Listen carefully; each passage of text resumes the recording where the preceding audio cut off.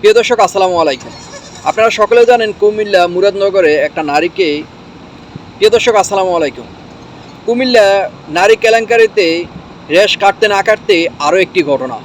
একই পরিবারের তিনজনকে এ দুনিয়া থেকে বিদায় করে দিয়েছেন গ্রামবাসী, এলাকাবাসী। কিন্তু কেন, কী কারণে? বিষয়টা হচ্ছে মাদক বিষয়। ওই ওই পরিবারের তিন সদস্য, মা, মেয়ে এবং ছেলে, মাদকের সাথে ওইসব জিনিসের সাথে নাকি সম্পর্কিত।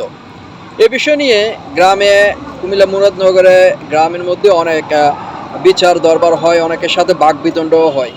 কিন্তু এইবার গ্রামবাসী, এলাকাবাসী সাথে বাকবিতণ্ড জড়িয়ে নিজের জীবন তিনজনের, হ্যাঁ প্রিয় দর্শক, এমনই একটি মর্মান্তিক ঘটনা ঘটে গিয়েছে কুমিল্লা মুরাদনগরে।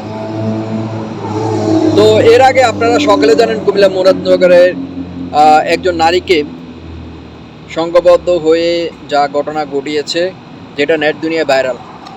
এবার আবারও একই পরিবারের, বুঝলাম তারা, হ্যাঁ আমি মানলাম তারা ওইসব জিনিসের সাথে জড়িত, ওইসব জিনিস করে, কিন্তু তাই বলে আইন আছে, প্রশাসন আছে, তুলে দেন, তাই বলে একই পরিবারের তিনজনকে এই দুনিয়া থেকে বিদায় করে দিবে।